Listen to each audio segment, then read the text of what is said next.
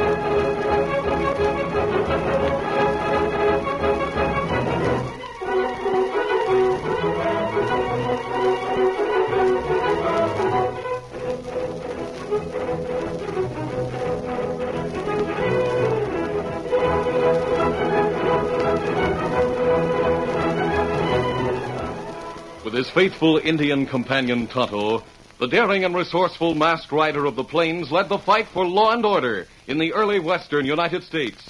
Nowhere in the pages of history can one find a greater champion of justice. Return with us now to those thrilling days of yesteryear. From out of the past come the thundering hoofbeats of the great horse Silver. The Lone Ranger rides again. Come on, Silver. Let's go, big fellow. Hi-Yo Silver! Hi!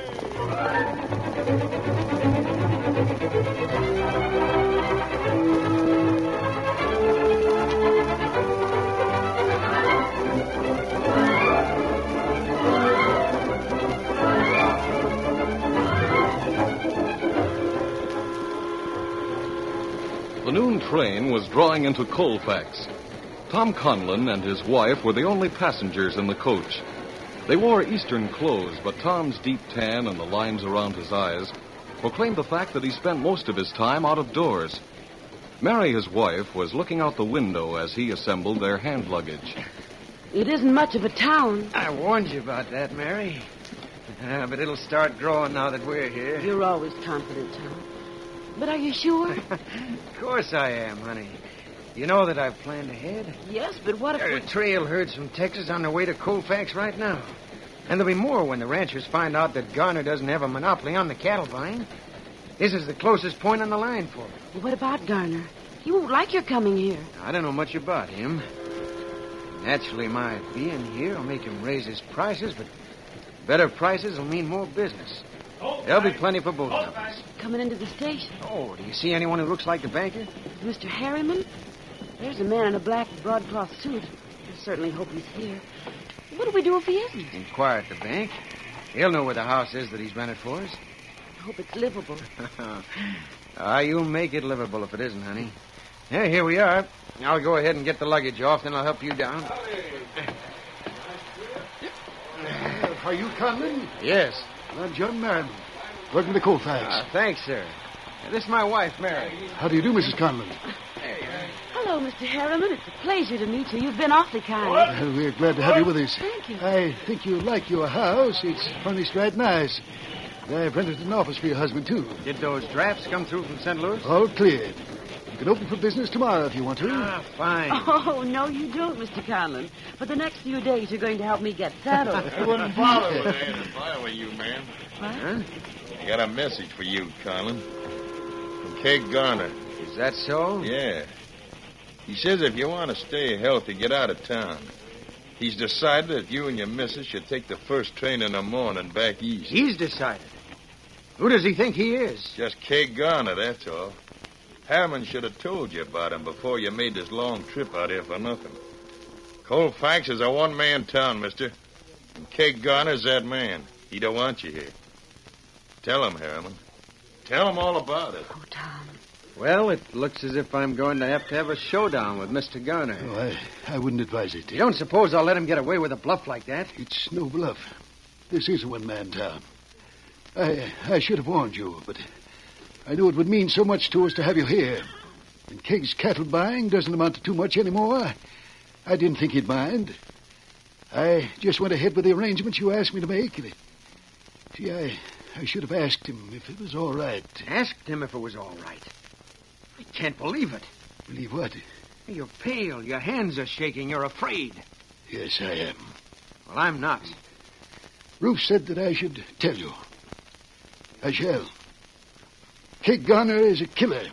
He's killed 10 men that I know of. Don't you have any law in Colfax? We have a sheriff that takes orders from Keg. But murder, Mr. Harriman. Keg always forces the other man to draw first. That makes it self-defense. I know the breed, and they don't scare me. Tom, you promised me. I know I did, honey. And there won't be any trouble if I can help you. No, you can't. This is a free country, Mr. Harriman. I'll believe that until somebody proves I'm wrong. And if you feel that you have to make a report to Keg Garner, you can tell him that Mary and I are staying here. We're making our home in Colfax.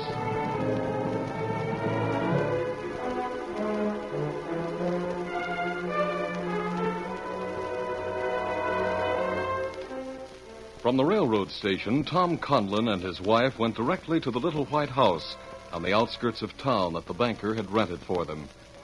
They spent the afternoon unpacking, and after supper that night, Tom laid a gun belt and a brace of six-shooters on the living room table. Tom, what are you going to do with those? I'm going to clean them. And then what? Well, Well, a man must protect his home. you don't intend to wear them. I may have to, Mary. Tom, remember what you told me when you asked me to marry you. Remember how you convinced me that you were through with gunfighting. I was. I am. If There were no ifs then. The man you called your best friend had saved your life in a fight with some outlaws. You said you'd promised him that you'd never wear guns again. in a case like this, a man has a right You to... said never. I'd rather leave Colfax than have you break that promise, Turn tail and run. if you want to put it that way. Mary Harriman said that Garner's killed 10 men after letting them go for their guns. They were afraid of him, so scared they couldn't shoot straight. That's how all bad men make their reputations. Well, I've got to prove that I'm not afraid. What are you saying, Tom? That you intend to shoot it out with Keg? If I have to. No. If you shoot first and kill him, it'll be murder. If you let him shoot first, he'll kill you. You're proving that you're not afraid by staying here. I won't let you break the promise you made your mysterious friend. I wouldn't have married you if it hadn't been for that promise. It's the whole basis of our lives together. Now, listen, someone just rode up. Mr. Harriman? I don't know, honey. Don't mind if I take one of these guns while I go to the door? No.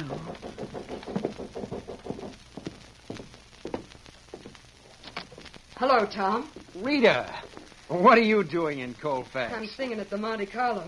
Believe me, I wouldn't have come here if... Well, I've got to talk to you. Come in.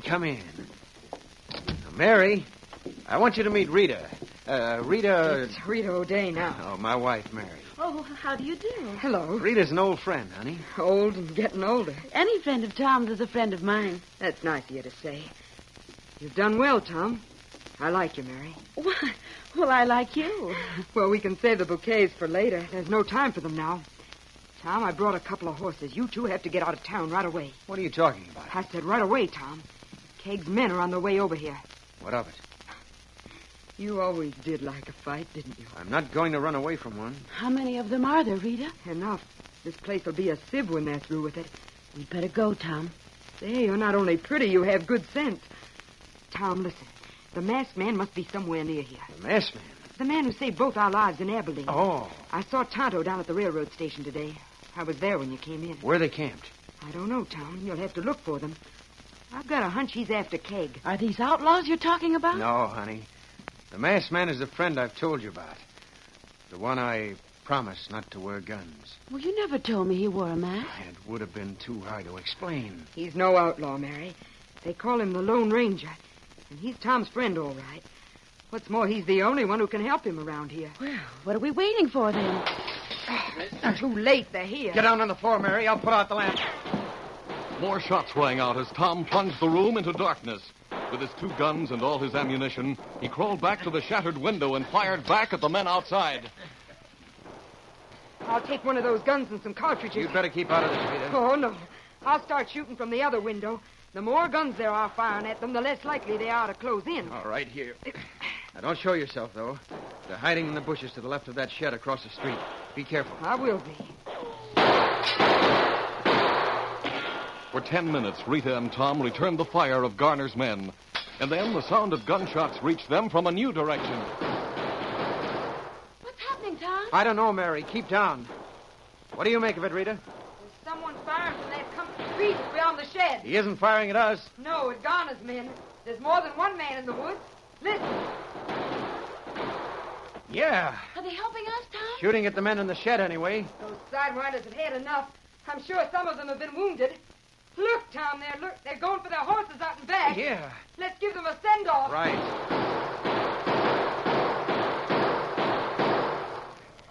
There they go. Is it all over? For the time being, Mary. Well, what about the men in the woods? Who can they be? You'll find out in a minute. Here they come. It is, Rita. It's the masked man and Tonto. That's what I figured. A masked man and an Indian. I'll go out and talk to them. Howdy there, mister. Hello, Tonto. Oh, it's sure great to see you after all these years. I guess you've saved my life again. Hello, Tom. Who's in the house with you? My wife and Rita O'Day. Rita from the Monte Carlo? That's right. They haven't been hurt? Neither your wife nor Rita? Not a scratch. Good. Do you have any horses, Tom? Well, Rita brought us a couple, but I guess they must have bolted when the shooting started. Oh, Tonto see him. In field back of house. Get them, Kimosabe. Me do it. Rita came here to warn you? Yeah. She heard Garner's men planning this at the cafe. She can't go back there. They may have seen her. She'll have to come with us. With us? You mean Mary and I are going someplace with you? Yes. There are 4 horses. Silver can carry double. We'll take you to our camp, Tom. It's in a hidden valley. And even if Garner's men should stumble on it, we'll be able to hold the entrance against them. Somehow I didn't think you'd want me to run away from a man like Garner. This isn't running away. We're only waiting. There's a marshal on his way from St. Louis. Garner's stayed within the letter of the law ever since he's been in Colfax. But his real name's Sam Banner, and he's wanted for a murder in Missouri. You'll be arrested? And taken back there for trial. After that, you can go to work. You can organize a decent people and elect an honest sheriff. There's no chance of that while Colfax is still a one-man town. Oh, Scott, over there. Over there. Your horses, Kimosabe. Good enough. Get your wife and Rita, Tom. You better get started right away. There are only a half a dozen men across the street, but I'm sure they'll be back with reinforcements. Mary! Rita! We're riding with the masked man. All right, we'll get ready.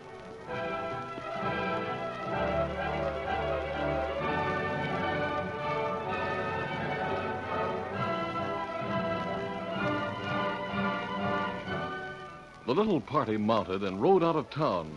But they had covered less than a mile when the Lone Ranger gave the signal to halt.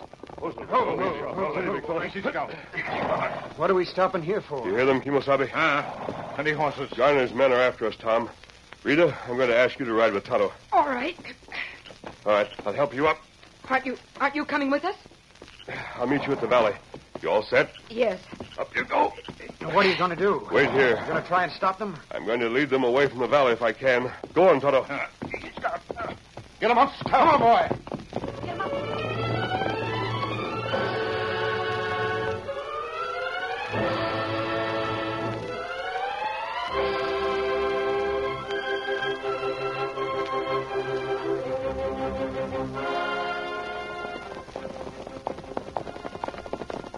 We're getting into the hills, Ruth. We can lose the trail easy here. We've lost it already. Huh? Look over there. The top of the rise to the south. That's the same white horse we saw before. Yeah, must be the masked man. After him, boys. We're going to catch that hombre on the white horse. Open fire.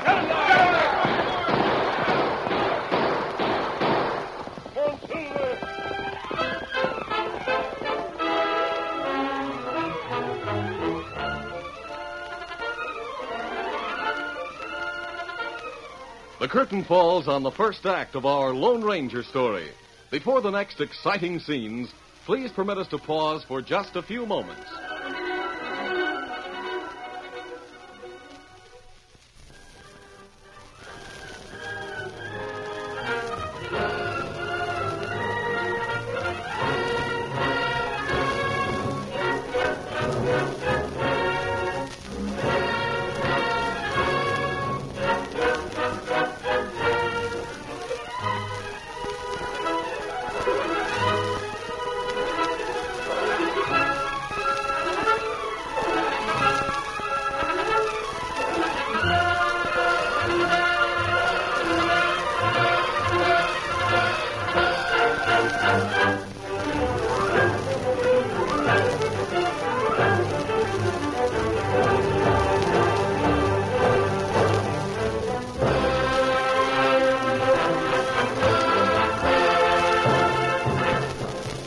to continue our story.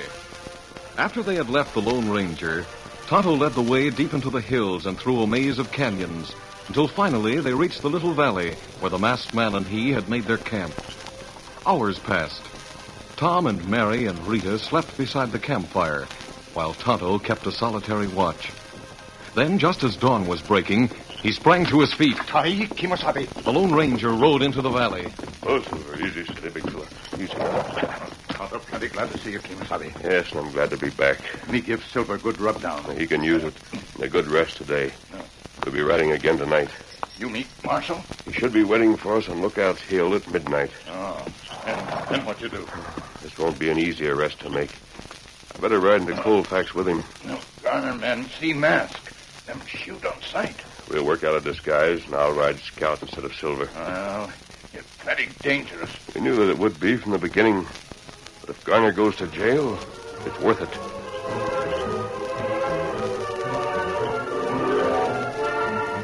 The Lone Ranger and Tonto rode out of the valley that night.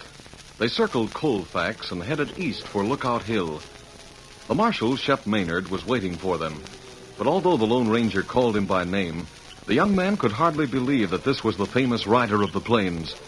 The Lone Ranger gave him a silver bullet, and he was convinced of his identity. But he was still unable to conceal his surprise at his appearance. Well, from what I've heard about Silver, I'm sure I'd have recognized him anywhere. But you... well, I don't know what to say. You're not wearing a mask. You look like an ordinary drifter. That was the idea, Marshal. Garner's men have seen me wearing a mask. I'll be of more help to you like this. Oh, have you planned what you're going to do? Well, first I must make sure he's the right man. Oh, I thought you were sure. I am. Almost. But there's one positive identification that hasn't been mentioned. Oh, what's that? A jagged scar across the back of his left hand. Have you seen it, Tonto? No. Keg always wear a heavy glove on left hand. A glove? It's proof in a way. Still, I'll have to see the scar before I can make the arrest. That complicates matters. I don't know how you can manage it without arousing his suspicions. Well, I'm a United States Marshal. I'll order him to take off his glove and show me his hand. Marshal, if you do that, and this man is Sam Banner, we'll have to shoot our way out of town, and we won't be taking him with us. Will you let me try to find out about the scar? Well, how can you do it? Garner wears 2 guns. He must be able to shoot with his left hand, but he couldn't do it well wearing a heavy glove. You're going to get him into a gunfight? Let's say a contest. I have an idea that it might work. Let me try it anyway, Marshal. The Lone Ranger rode into Colfax alone the following morning. He left Scout at the livery stable and then sauntered down the main street in the direction of the Monte Carlo. His travel-stained clothes made him seem to be an ordinary drifting cowboy, and no one gave him a second glance until he entered the cafe. Rufe and Spike, Garner's chief lieutenants, were standing at the bar. Well, look at the 2-gun hombre that just wandered in. A bad man. You all talking about me, partner? Yeah. Don't let these guns fool you. Oh, I guess maybe I can use them better than anybody you ever saw. But I don't do it all. Did you hear that, Rufe? Yeah, I heard it. Well, what's so funny? Well, nothing. Nothing at all. Now, what kind of fancy shooting do you do? Well, if you throw an ace of spades up in the air, I can put a hole through the center most of the time. I guess you don't believe me. Oh, sure. We believe you. Well, I'm ready to match my shooting against anybody in town. What was that? Oh, howdy, boss. He's ready to take all comers, Keg. You happen to know where you are, cowboy? Town of Colfax, ain't it? My name happens to be Keg Garner. That's so? Never heard the name, huh? You considered to be a good shot, too? Two. Listen to that. I consider to be fair. Go on, show him, boss. He says he can drill an ace of spades. Most of the time. Well, I can always do it with my right hand. It's harder with my left. What do you say we both try it that way? I'll shoot with my right. You're wearing 2 guns. Is that just a bluff? Watch your tongue. Oh, no offense, no offense. Lots of hombres carry a spare gun that don't shoot with their left hand. I can shoot with either hand. I'll show you. Good. You first. Left hand. Here's an ace. Hey, you're drawn before he throws the card. I didn't say my draw was fast. I just shoot straight. Go on. Toss the card. All right. There.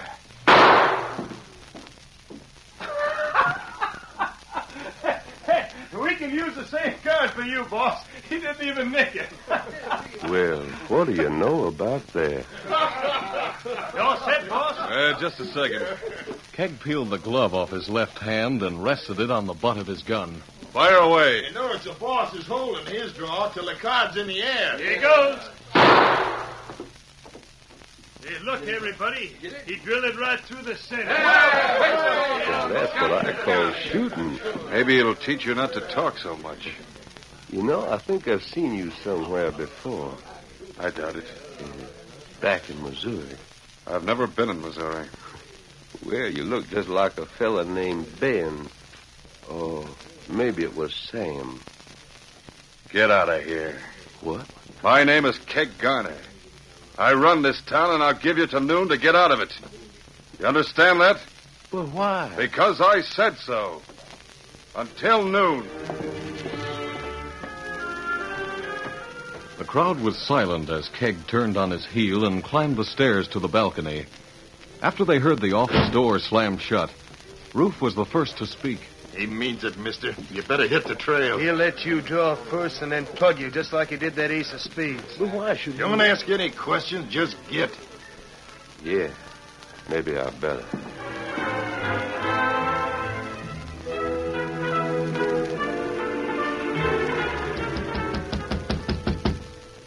Who is it? Spike, boss. He went straight to the livery stable, saddled his horse, and rode out of town. Good riddance. Keg dismissed the cowboy from his mind. The afternoon was a quiet one in Colfax. But that evening, Tom Conlon rode into town with instructions to enlist the banker's help in rounding up a posse of decent citizens.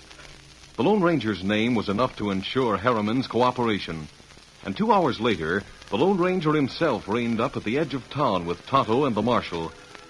He left Silver with them and started walking down the main street still wearing his disguise. People saw him, recognized him as the drifter who had been ordered out of town that morning, and knew there would soon be a gunfight. The street suddenly became deserted. Word flashed ahead, and when the Lone Ranger entered the Monte Carlo, Keg's own cafe, even that was empty. What's the matter around here? You'll find out soon enough. Keg's upstairs. Oh, wait. Not me. This place is closed. The Lone Ranger strolled to the bar and leaned against it. Up on the balcony, the door of Keg's office was open a few inches, and Rufe was watching him. It's him, all right, boss. Just leaning against the bar, waiting. All right. I'll take care of him as soon as I've checked my guns. I should have done it this morning. I wonder why he came back. He must be crazy. He may still think he remembers me. Anybody else downstairs? No, they've all cleared out. Ah, that's good. If he starts talking too much, I won't wait for him to draw. It's just as well there aren't any witnesses. All set. Good luck, boss. As if I needed it. I told you to get out of town. I want to ask you a few questions. The only answers you'll get are from this gun. I'll give you one chance. You can make the first move. I never draw first. I'm coming downstairs, mister. When I hit the bottom step, I'm going to fire. Keg started down the stairs. The Lone Ranger was still leaning against the bar. The two men watched each other's eyes, waiting for the telltale change of expression that was the prelude to action. With each step, Keg felt more uncertain. There was no wavering in the calm gaze directed at him. There was no fear. And with no fear in his opponent, Keg's own assurance left him. He had said he would fire when he reached the bottom of the stairs. But when he reached the next to the last step, he made his move. Too late. Both the Lone Ranger's guns spoke before Keg's were out of their holster, and both bullets found their mark, the right wrist and the left forearm. Are you ready to answer my questions now? Sheriff! Sheriff, come here. Sheriff, come down here and arrest this man. He shot me. The whole lot of you. Roof, Spike, come on and get him. They won't show themselves, Keg. We'll round them up when we finish with you. All right, Marshal, you can come in now. Here's your prisoner. Marshal. That's right. From St. Louis. Sam Banner, you're under arrest. We'll take you back to Missouri to stand trial for murder. Oh, it isn't true. You can see for yourself, Marshal. He had an idea he was going to do some shooting, so he isn't wearing the glove on his left hand. There's the scar. I see it. Just the way the witnesses remember it. Roof, Spike, where are you? My guess is they're trying to get out the back way. You better bandage his wounds, Marshal. Right. I've got lots of men. You won't get out of here alive. How about that, Tom? What's that, mister? Keg says we won't get out of here alive. He's talking about his gang. We've got the building surrounded. And I can leave you and the Marshal to take care of your prisoners. We'll Sure handle it, thing. all right. You see these men behind me, Keg? They're the ones you've been stepping on ever since you got here. That's all over now, Keg. A new day is coming for Colfax. It's the end of your one-man town. You go to prison where you belong, and democracy gets a chance again. Who was he? Who? The hombre that outdrew me, that drifter. Drifter? He's the man responsible for all this. I know that. Took his example to put some gumption in the rest of us and make us fight for our rights. Who was he? Stand still while I finish with this bandage.